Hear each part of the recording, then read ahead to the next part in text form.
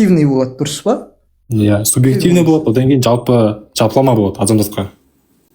Мысалы, өлтіру деген жаман деген сияқты. Нақты мынау жақсы, мынау жаман деген ақиқат бар ма? Объективный? Жоқ қой. Жоқ ондай негізі. Енді сен енді ақиқатыңды қаяқтан аласың енді? Өзіңнің субъективный ма неңді? Әйтеуір мынау дұрыс, мынау жақсы, былай істеген жақсы, былай істеген жаман дегеніңді қаяқтан аласың? Гуманизмнан, философиядан аламын. Философия деген не ол? Философия деген пәлсапа деген қазақшасы. Негізі философия адамзаттың жақсылық пен жамандықтың бөліп жару арқылы адамзатқа пайдасын тигізетін заттар негізі сондай. Өмірдің мәнін түсінуге талпыныс десек те болады мысалы. Негізі барлық ғылымның түбі негізі философияға тіреледі негізі былай қарасаң. Бұл философия әлі күнге дейін моральный вопростарға ешқандай да жауап бере алмаған ғой, білесің ба? Керісінше негізі ойлансаң. Философия керісінше логикалық, факттік жауап беруге тырысады. Ал дінде тек қана сенім арқылы пайда болады. Инцест қалай? Қара, инцест сен философияң үшін дұрыс па, бұрыс па? Негізі философия ғылымға сай болған соң, инцест ғылымда керісінше жаман жағынан көрсетіледі. Себебі инцест арқылы баланың андай кемшілікпен туылуға әсер ететінін дәлелдеген. Сол мысалы. Сол кемшілікпен туылу ма? Несі? Басқа да жоқ па? Сен инцест туралы сұрапсың ғой, сонда? Иә. Философияда ол негізі жаман жағынан көрсетіледі. Причиналарын айтсай, маған бүкіл причиналарын айтып берсін. Мысалы, баланың даун синдромымен туылуы, мысалы, балада ДНК-ның артықшылығы болып кетуі, хромосоманың өзгерісі болуы мүмкін. Сондықтан, мысалы, сондай болады. Осы ғой причинасы. Негізі, тағы да негіз көп негізі. Көп болса, перечислей бәрін. Енді қара, мысалы, туысқан бізде де бар қазақта. Жеті атадан алыс алмау деген мысалы. Рулардың арасында көп алмау деген. Ол мысалы, бұрында біздің халқымыз дана болғанда, соған білмеймін, олар не үшін алғызбаған? Себебі олар білген қан араласып кетсе, көп андай туыс қан араласып кетсе. Енді сен қара, сен по кругу ходишь да, сен ата бабаңда ол ауру бала туылады деп алғызбаған. Болды ғой, дұрыс па? Негізі отбасы ішінде бір-бірі ғой сол инцест деген отбасы ішіндегі. Олар негізі жаман зат екен. Бір тұр ол адамның затқа керісінше әсерін тигізетін. Енді причинасы неге жаман? Причинасы болу керек қой оның. Себебі туған бала ұзаққа өмір сүре алмайды. Енді біз причинасын таптық. Сенің ата бабаңда айтып кеткен. Ол ауру бала туылады деп айтқанда, жеті атадан алыңдар деп айтқан, дұрыс па? Негізі жеті ата негізі исламға дейін болған. Сенің ғылымыңда айтады, генетикамен қосылса, ана компенсирующий гендер болмайды да, ол ауру бала туылады дейді. Дұрыс па? ДНК, Енді бұның нақтыланған причинасы, бірақ причинасы бар. Ауру бала туылады деген. Дұрыс қой, келістік қой. Негізі бірге бір қостан екі дейміз.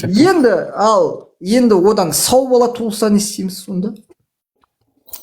Сау бала туылу шансы өте аз бар. Негізі сондай. Қара, гипотеза Кондрашова деген бар. Детерминленген ген гипотезасы деген бар.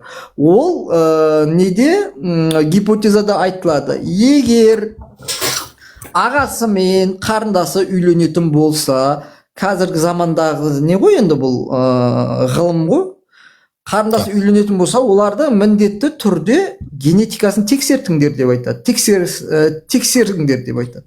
Если оларда патологиялық гендер болмаса, оларда тұқым қуалайтын аурулар болмаса, олардың некесі туысқансыз неке болып саналады дейді. Олардан сау ұрпақ туылады деп тұр.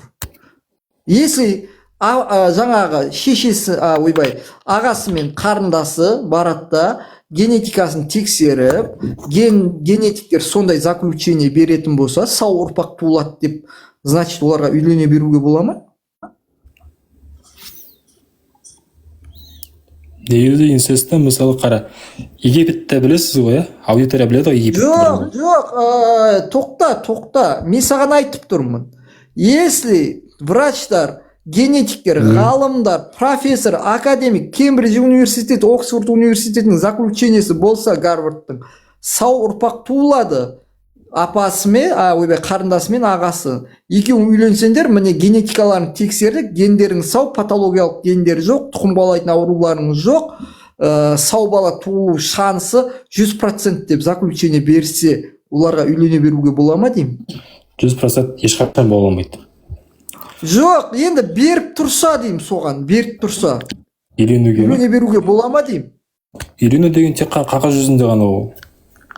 Дұрыс қой, енді үйлене беруге бола ма деймін оларға? Заң жүзінде болатын шығар мүмкін қазіргі уақытта.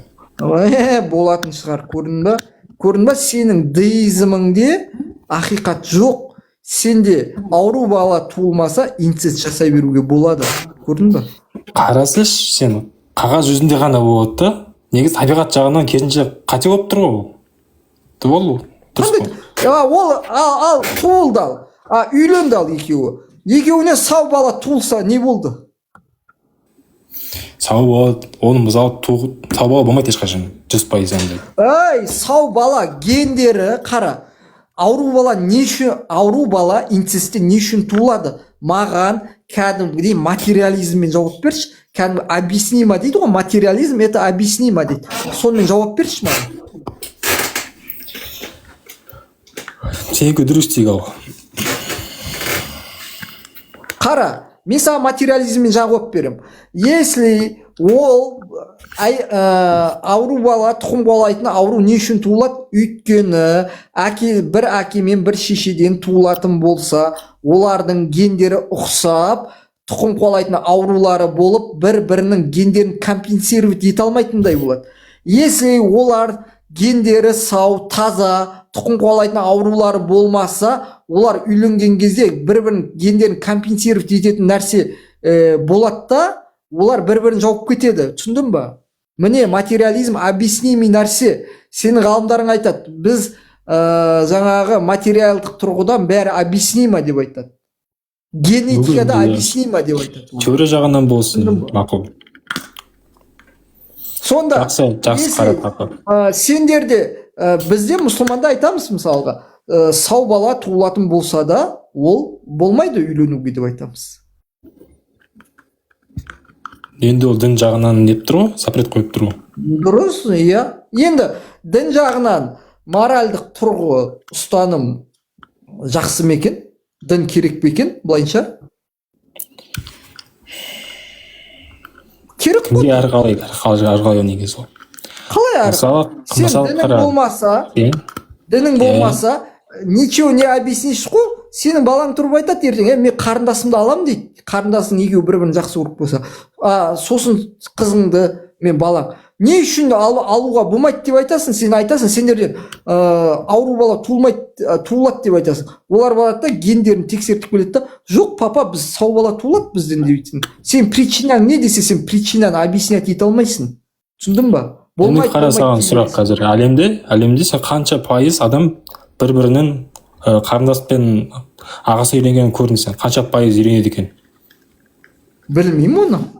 Өйткені ондай жоқ почти. Өйткені адам бәрі түсінеді. Адам миы бар да, ол түсінеді да.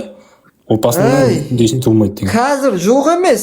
Қазір сен барасында генетиканы тексертесің, саған заключение береді, болды.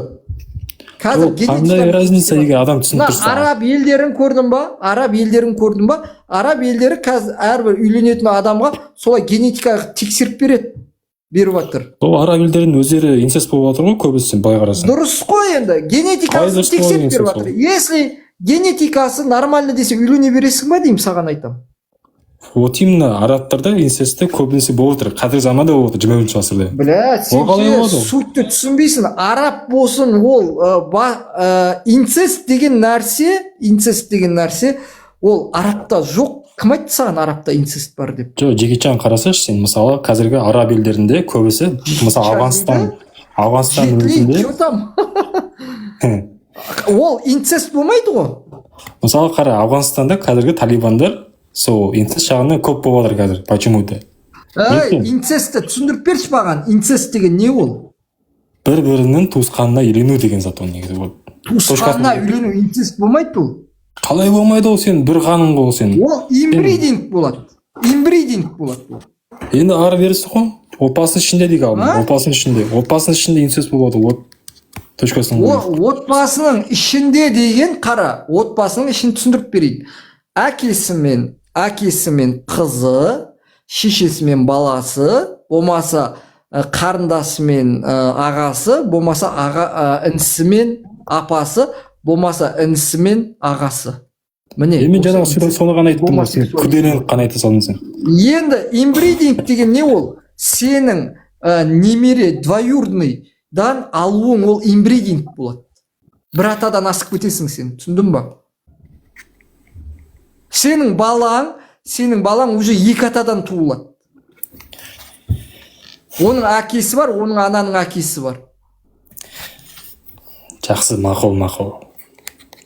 Ал енді қара, мысалы, ислам діні ең соңғы дін болып келді ғой, 7-ші ғасырда дейді.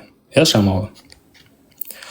Мұхаммед пайғамбар 40 жасында сол пайғамбар екенін білді. Жабирейл періште келді үңгірге.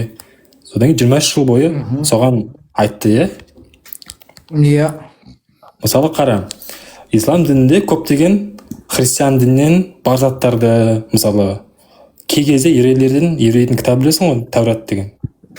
Соқтардан келіп заттарды байқалады дейді, Құранда, Иә. Міне, ол неге де ойлайсың мысалы? Қалай ол ойлайсың? Неге? Ол кітаптарда Алладан түскен ғой? Сен ойламайсың ба, мысалы, оны бәлкім Мұхаммед қарап жазу мүмкін деп? Неге ойлауым керек мен олай? Оны қалай, мысалы, ол ислам ең бірінші дін емес. Алла қара, Нұрбек қара, Алла тағала 124 мың пайғамбар жібердік дейді. Осы әр қауымға бөлек пайғамбар жіберіп отқан. Ол кезде мынандай машина жоқ, технология жоқ, жаңағы. Әр жерде 1000 адам, 2000 адам, 3000 адам сөйтіп өмір сүрген. Бірақ аралары ұзақ та. Сол үшін де әр қауымға бір пайғамбардан жіберілген. Бір Құдайға құлшылық етуге. Түсіндің ба? Бірақ адамдар не істеген? Адамдар өз жіберген пайғамбарлардың дінін өзгерте берген. Өзгертіп ала берген өздеріне. Мысалы, жақсы өзгерді деп отырсың, мысалы. Өзіне қарай өзгер. Мысалға, еврейлер процентті қосып қойған, жазып қосып қойған. Процент алу ол нормальный деп қойғанда еврейлер. Ал процент харам ол. Сөйтіп өзінің пайдасына қарай адамдар өзгерте бергеннен кейін, оған өзінің сөздерін қосып, өзгерткеннен кейін жіберіп отқан. Сөйтіп сосын соңғы заключительный пайғамбар қылып біздің пайғамбарды жібереді. Болды, бұл өзгертілмейді бұл кітап деп, бүкіл адам баласына деп жіберіледі бұл. Бәлкім сен ойламайсың ба, мысалы, Мұхаммед соның бәрін ошибкаларын түзеп, ең соңғысы прям ошибкасы кітап жазып, нүктесін қойды, ойламайсың ба? Мұхаммед пайғамбарымыз саллаллаху алейхи уассалам оқу жазу білмеген ғой. Оны мысалы, соны ешкімге айтпай білім жасау мүмкін шығар, қайдан білесің мүмкін? Қалай ол не кітап жазып отыр? Мұхаммед пайғамбар Сириус жұлдызының екеу болғанын қаяқтан білген сонда? Мысалы 40 жасқа дейін өмір сүрді ғой, пайғамбар болмайша, мысалы. Жоқ, енді пайғамбарымыз, қара, пайғамбарымыз мынау не дейтін еді жаңағы мынау эмбриология жайлы қалай білді сонда? Ол не осы заманға келіп микроскопты алып кетіп, қарап қайтып әкеліп тастады деп ойлайсың ба сонда? Негізі бұрынғы заманда да негізі адамдар өте көп біліммен.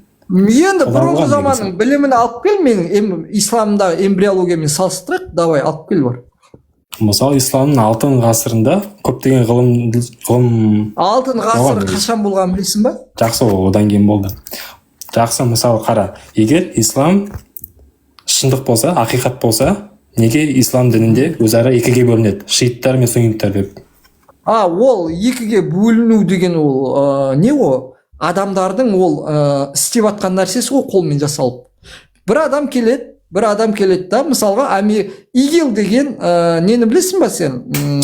Исламский государство деген. Государство емес ол негізі террористский не. Террористік государство ғой, енді өздерін солай атайды ғой олар. Сонда иә. Сол мысалға Американың қолмен жасалған адамдары. Америка сөйтеді да бір адамдарды, атеист, пантеист деген сияқты адамдарды ақша береді да оқытады. Ол атеист адамға похуй, ол ақшасын алады да, ол мұсылман бола салады, ол христиан бола салады, сөйтеді да келіп іріткі салады ортаға.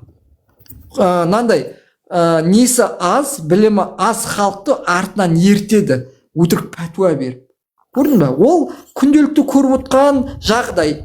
Сөйтеді да өзгертіп, өзінің қауымын сөйтіп көбейтіп алады да, и анаған әбден сендіріп тастағаннан кейін ол адамның миы бар, бірақ ана қауымда кейбір кезінде оны давлениемен ұстап отырады да.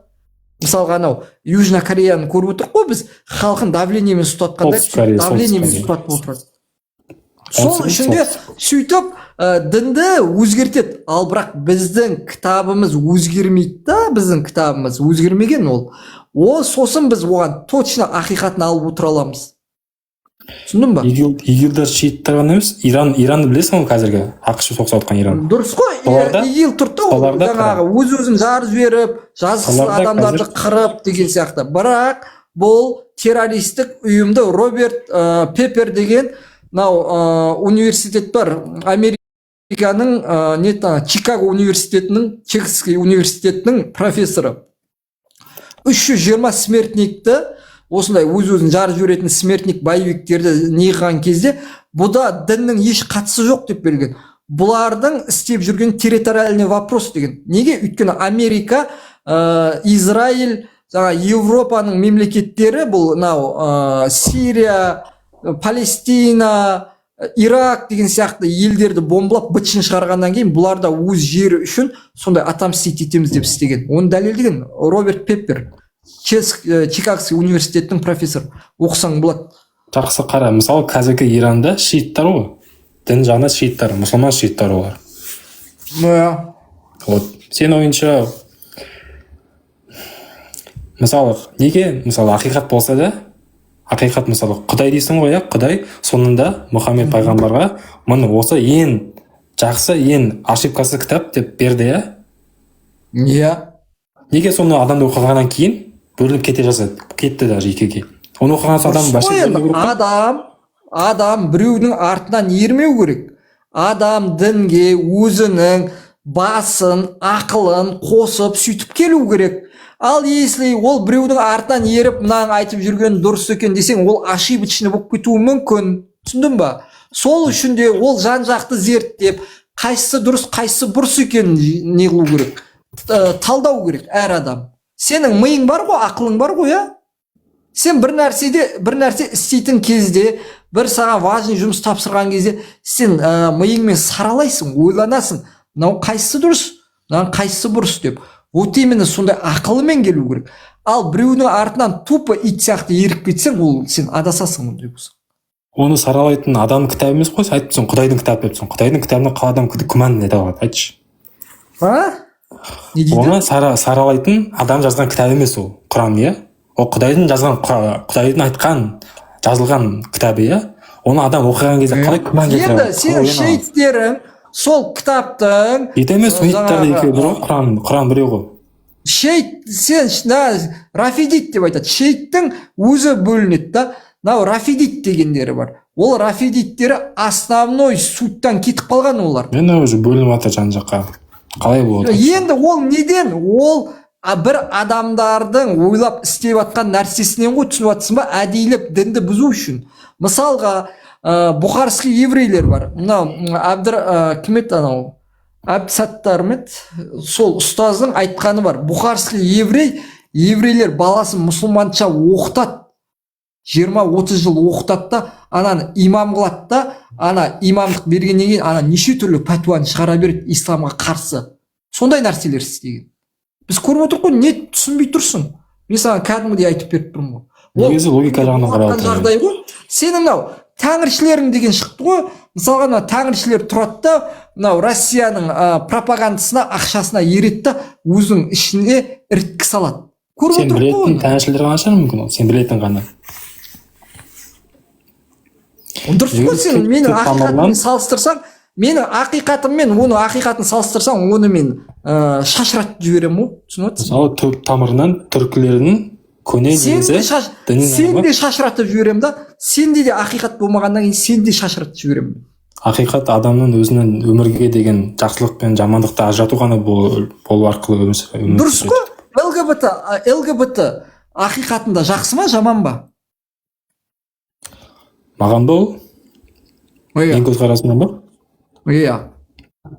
Менің көзқарасымнан ЛГБТ табиғатқа қарсы келген соң маған ол Неге табиғатқа қарсы деп айтасың? Неге табиғатқа қарсы деп айтасың сен? себебі сен көрмейсің ғой жануарлардың, еркек пен еркек жануардың будандасып жатқанын көрмейсің ғой. Еркек пен еркек деген ана бар ғой, қуасың ба? Табиғаттың 10% гомосексуализмнен тұрады, білесің ба оны? Жануарларда табиғаттың пәленше проценті инцесттен тұрады ол. Сен анау эволюцияға сенетін болсаң, түпкі ата-бабаң бәрі гомосексуалист пен инцесттен тарағандар, былайша келсең. Ол енді қате болды сен досым. Сен табиғатты білесің ба? Табиғатта мысықтар, анау жануарлар, шошқалар өз баласын жеп қоя береді, олар сұралмайды одан. Ол жеп қою деген басқа ғой. Каннибализм деген. Бұл общий келгенде моральный вопростар ғой, түсініп жатсың ба? Моральный емес, екеуі әртүрлі термин болып тұр ғой. Каннибализм есе әртүрлі термин. Сен балаңды жеп қойсаң, моральный жақсы мен жаман, сен балаңды жеп қойсаң жаман ба ол? Сен қалай темадан темаға секірет кетесің сен? Біз жаңа инцест туралы айтып отырдық. Темадан темаға секірмей, мен саған общий моральный вопростарды айтып жатырмын, түсініп жатсың ба? Моральный вопрос деген адам мен адамның арасындағы болатын жағдайлар, жақсы мен жамандар. Мысалы қара, бұрынғы Грекия деген білесің, Грецияда бұрында демократияның отаны Греция білесің, Афина дегенде ше. Сол жақта мысалы ислам болған жоқ қой. Спартаны білем. Спарта болды. Сол кезде ислам діні болған жоқ. Христиан діні болған жоқ ол кезде, иә? Спартанецтер туылған баласын қара. Спартанецтер туылған баласын бүйтіп көріп, бір жер не то болса құздан лақтырып. Енді Афина туралы айтып отырмын. Олар Спартаның көзқарасы бөлек болды өмірге деген. Олар тек жауынгерлік жағынан көбірек болды. Енді қарасай, енді бұрада мен Афина айттым, Афина деген. Жоқ, ақиқат субъективный ғой, дұрыс па? Мен саған айтқым келіп тұрған зат, сол кезде адамдар өзі ойлану арқылы сондай. Сен анау нені білесің ба? Помпейді білесің ба? Помпейді білем, я Везувий жанартауы атылғаннан кейін жоқ. Помпейде не істегенін білесің ба? Помпейде қандай масқара сұмдықтар болғанын естідің ба?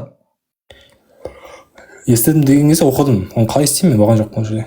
Қара, мынандай инцест деген болған Помпейде, свингерство деген болған, педофилизм болған, сонымен айналысып жатқан жерінен қатып қалғанда аналар кәдімгі жанып кетіп. Енді бізде де қазір болып жатыр ғой әлемде, мысалы. Енді қарасай, Эпштейн дегендер тоже педофилдер ғой. Енді олар үшін жақсы ма? Жақсы ғой өздері үшін, иә? Бұл бәрі сен көпке топырақ шашып жатсың да. Мысалы қара, біздің де уақытымызда жүр ғой педофилдар, Пидиди дегендер, Эпштейн дегендер. Олардың жоқ, енді маған айтсай, енді тоқта, енді маған тұрып айт, оны білдік Эпштейннің. Енді сен сол нау жақсы, нау жаман дегенді қаяқтан аласың? Ол тәрбиеден беріледі, тәрбие білімнен беріледі ол адамға туылғаннан кейін. Тәрбие. Енді саған мынандай сұрақ. Сен көзіңді аштың, саған педофилизм дұрыс дед, инцест дұрыс дед, ЛГБТ дұрыс деп өсірсе, сен өскенде дұрыс деп айтасың ба? Өзімді білім арқылы көрсем, жоқ деймін. Егер маған ешкім көрсетпесе. Ой, сен өзі секіріп кеттің ғой. Жақсы мен жаман тәрбиеден беріледі деген қаяқта? Сен негізінде айтқым келіп тұрсың мынандай. Түп тамыры не болып тұр? Жоқ, сен қара, көзіңді ашқалы бері гомосексуализм дұрыс болып жатыр, сенің қоғамыңда дұрыс деп бәрі, қай жерде барсаң да дұрыс, ол нормально дейсі, сен өскенде оны дұрыс деп айтасың, дұрыс па? Адам негізі, адам өсірсе, солай болады негізі. Енді қара, сен рахмет айт та, сенің қоғамыңда, сенің ата-бабаң мұсылман жолын ұстанды да, сосын сен айтасың да, ол нәрсе дұрыс емес деп. Өйткені сенің қоғамың көпшілігі мұсылмандықтан келген да, моралінің біразы. Сен тарихымызда иә не только гомосексуализм, сен айтасың, некесіз үйленбей жатып, бір қызға барып жыныстық қатынас жасаған ол дұрыс емес деп айтасың. Неге? Өйткені сен ата бабаң мұсылмандық ұстанып, ақиқатты ұстанып, солай деп айтып саған сіңдіріп кеткен. Келісесің ғой? мұсылман исламның рөлі бар тарихта, оған сөзсіз иә, оны білемін мен. Жоқ, тарихта емес, сенің моральдық құндылықтарың солар тастап кеткен ғой, дұрыс па? Салт дәстүр бойынша негізі бізде көп, негізі қазақ тарихында. Салт дәстүр, мәйлі, сен мұсылман болғаннан бергі салт дәстүріңді аласың ба, әлде қазақ ғонсақ болғаннан бергі салт дәстүріңді аласың ба? Қайсысын аласың? Екеуінен 50-50 мүмкін. Негізі түп тамырына қарасаң, бұрында түркі заманында біз ешқашан қорықпағанбыз, қорықпайтын халық болғанбыз. Ал негізі діннен келгеннен кейін біз кішкене бәсеңдей бастадық та. Мысалы Ресей империясы өтіп кеттік. Дін айтады, бір адамды қараптан қарап өлтірме дейді. Жан-жағыңа тыныштық бер, мирный бол дейді. Саған соғыс ашса, сен соғыс аш дейді оған. Кім? Ислам? Өлтіру деген не ғой ол? Тоқта, әуелі бір вопросты решать етіп алайық. Қазақ мұсылман болып, қазақ елі атанғаннан кейінгі салт дәстүрін аласың ба, әлде ғонсақ болып, тәңіршіл болған салт дәстүрін аласың ба? Қайсысын аласың? Тәуелсіз Қазақстаннан аламын. Тәңіршілдікті аласың ба? Тәуелсіз Қазақстан, Тәуелсіз Қазақстан ЛГБТ нормально дейді ғой, сен нормально дейсің ба? Қой, кім айтады дейді бұл? Тәуелсіз Қазақстанда сен жынысыңды ауыстырсаң, сен еркек болып қыз болатын болсаң, сен үкіметің ол болады дейді. Ол не нарушает никакие законы дейді. Саған басында ақша берсең, саған клиникаға да направить етіп, сояқтан жынысыңды ауыстырып береді Қазақстан мемлекеті. Ода білім береді, анан да береді. Ол таңдау береді ғой, тәуелсіз Қазақстанда. Сен таңдайсың. Дұрыс қой, таңдау береді. Сен балаңа таңдау бересің ба, мен жынысымды ауыстырам десең? Мен оған тәрбие берем, жақсы. Жоқ, балаң өсті да 18-ге толды да мен жынысымды ауыстырам, пахан маңдайыма қойып алайын деп жатырмын десе, өзіңді білесің деп таңдауын бересің ба? Мен де 18-ге дейін аспан қарап отырмын ғой. Мен оны тоже тәрбиелеймін ғой. Значит, мемлекетте халқын тәрбиелеу керек деп ойлаймын мен. Сен ше? Тәрбие отбасыдан басталады, сол негізі. Отбасыңда жаңағындай сен көзіңнен ашқаннан бастап ЛГБТ нормально деп тәрбиеленсең, не істейсің ол кезде?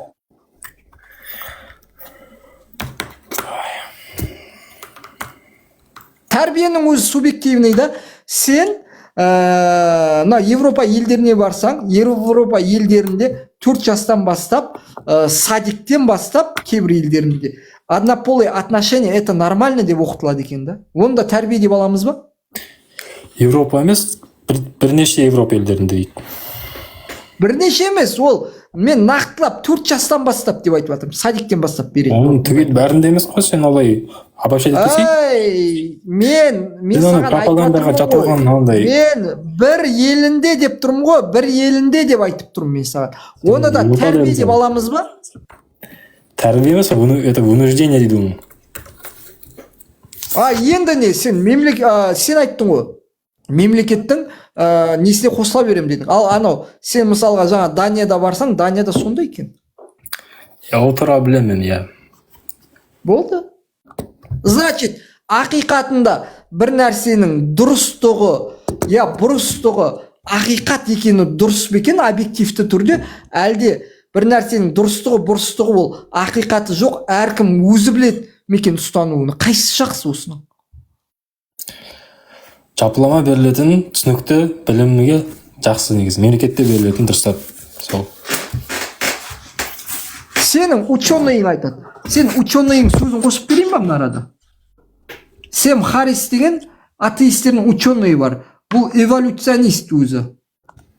Ол айтады, биологиялық ғылыми түрде қарасаң, измена жены ол еш нәрсе емес дейді. Биологияда ол жаман болып есептелмейді дейді. Сенің құдайың оны жаман деген соң, біз жаман деп қалғанбыз дейді. түсініп жатсың ба? Ал жақсы, ал ислам не береді екен? Енді сен айтып кет ислам туралы. Не береді ислам? Сен мұсылмансың ғой енді. Сен жаңадан бері мен точка Ислам не зрениемді. беретін бар да, мешіттерден сұрау бар. Енді сен өзің точка зрениен ислам болып қалай мен айтқан затыма керісінше сен оппозиция беріп жатсың да, ал өзіңнен аржағында дым жоқ сияқты как будто. Жоқ, менде бәрі бар. Бүкіл жақсылықты береді ислам. Адам Сонда мен бір жаққа бұрмалап айын деп жатсың ғой, соны қай жаққа бұрмалайын деп жатсың, түсіне алмай тұрмын. мен бұрмалап жатқан жоқпын, мен саған айтып жатырмын, ақиқаты бар ма жоқ па деп айттым, болды. Мен ақиқатым бар ма? Ақиқаты болу керек. Мен саған айттым, мен исламнан сен тәрбие берем демеймін.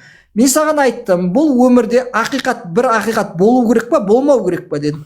Болмаса, жаңағы мен айтқандай нәрселер болады дедім.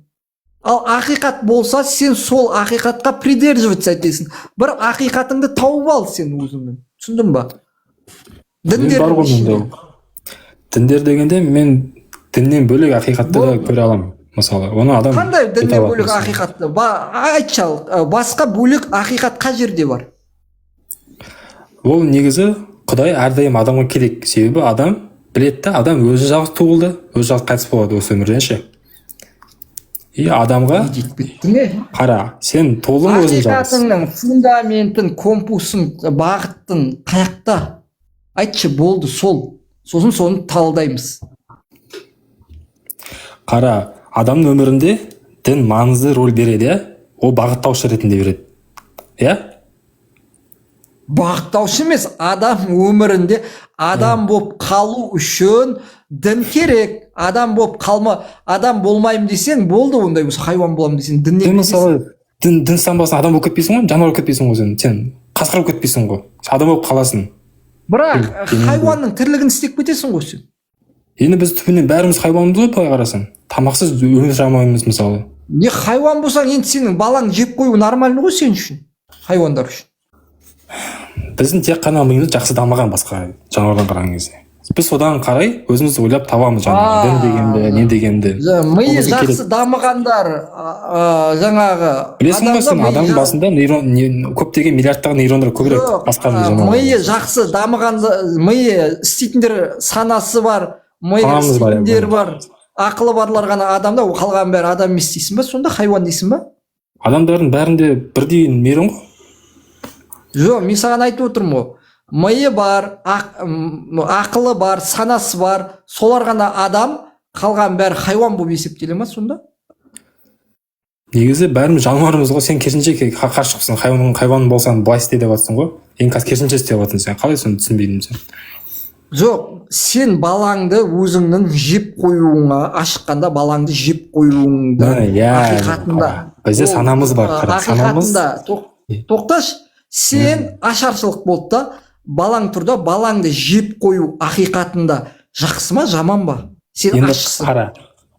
Сен ана жесең өзің өміріңді құтқарасың. 1930 жылдары Қазақстан даласында не болды, айтшы мені. Жоқ, Қазақстан қоя тұр, мен олардың кімді жегенін, нені жегенін білмеймін. Мен сені сұрап тұрмын. Ашаршылық кезінде кейбір қазақтар бір-бірін баласын жеп қойды даже. Ол нені білдіреді? Себебі білмеймін, солай деп айтылады ғой енді. Дұрыс ол. Қалай солай айтылады? Сондай факт бар ғой сондай. Сенен сұрап тұрмын ғой. Сондай факт бар. Сен ашсың, сенің 1 жасар балаң бар, қатының бар, екеуің. Сен балаңды жейсің ба? Сен мен бірақ қанандай қалай тарихта бар ғой, тарихта. Алыс кетіп қойшы, Қазақстан тарихында бар ғой. Тарихты қайтесің, саған напрямую сұрақ қойып тұр ғой. Тарих деген керісінше бар зат қой ол сен. Көрген. Енді тарихта бар ғой, дұрыс қой, сенен сұрап тұрмын мен. Тарих тасташы, мен басқа адаммен емес, екеуміздің арасымыздағы диалог қой, сенен сұрап тұрмын. Өзіңнің анандай ақиқатын айтып, мені бір қате ретінде көрсеткің келіп тұрған сен. Көке, сен балаңды жейсің ба, жемейсің ба, соны айтшы. Мен жемеймін өз баламды, сен сияқты. Ал біреу баласын соны жеп қойса, ол ақиқатында жақсы ма, жаман ба?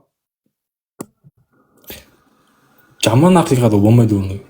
Неге? Ол өліп қалады ғой, оны жемесе. Бала да өліп қалады. Олардың екеуінің біреуі тірі қалғаны дұрыс емес па былайша? Өйткені баласын жақсы көреді, махаббаты бар баласын деген, оны біледі оны.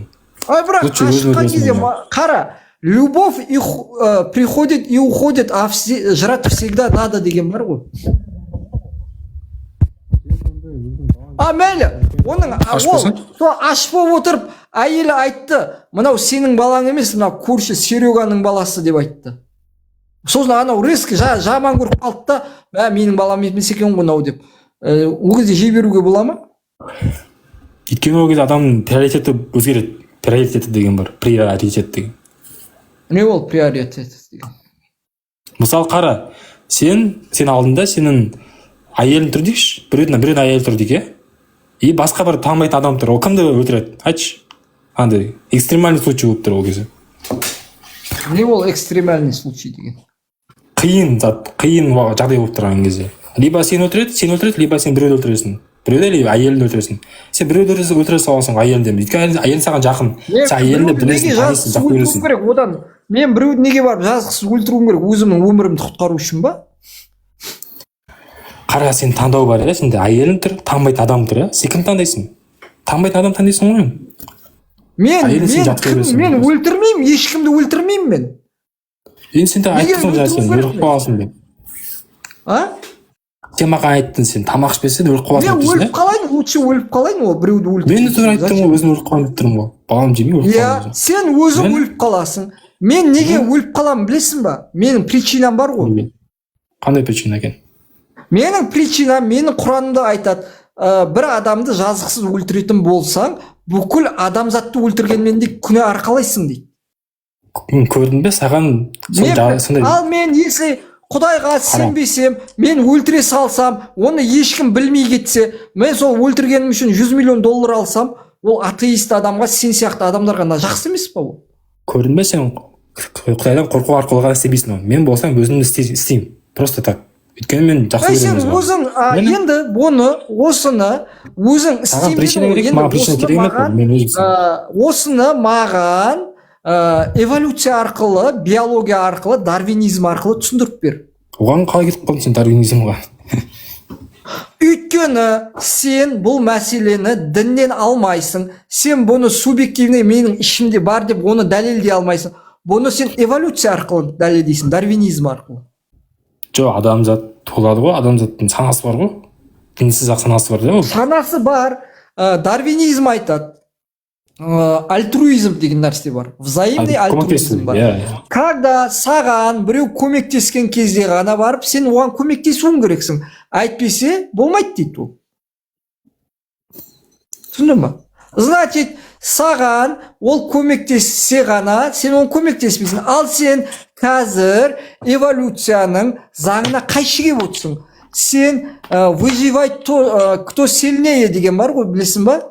Соған сен қарама қайшы келіп отырсың қазір. Сен қазір діннің жолына кетіп қалып отырсың. Ал сен, если выбор тұрса, сен өзіңді, шкураңды құтқару үшін сен целый адамды өлтіріп тастау, ол саған эволюциядан берілген нәрсе. Если сен эволюцияға сенетін болсаң енді. Болды. Сен эволюцияны тастап қойдың ғой, дарвинизмді сатып кеттің. Сатып кеттің деген оған станып тұрған жоқ мен негізі оған. Эволюция дұрыс па, дұрыс емес па? Эволюция негізі ғылыми жағынан ең понятный факт ретінде көрсетілген. Оның 100% екен ешкім білмейді оны негізі. Факты деген дұрыс деген нәрсе. Дұрыс деп қабылдайтын болсаң, сен соны істейсің. Сен если саған таңдау болып тұрса, сен балаңды да жеп қоясың. Өзің выживать ету үшін. Ал сен оған қарсы келіп тұрсың эволюцияға. Ол эволюция түсіндіруге тырысады. Ал сенім болса, сенім дін бермейді. Сенім тек қана сену ғана береді да. Ол сенге бере алмайды ол. Қара, эволюция әлі тырысып жатыр ма түсіндіруге, бірақ түсіндіре алмай жатыр, иә? Өйткені адамның табиғаты сондай түсінуге етеді, жасайды ол негізі. Давай, ойланып кел бар. Эволюцияға қарсы шықпа өйтіп.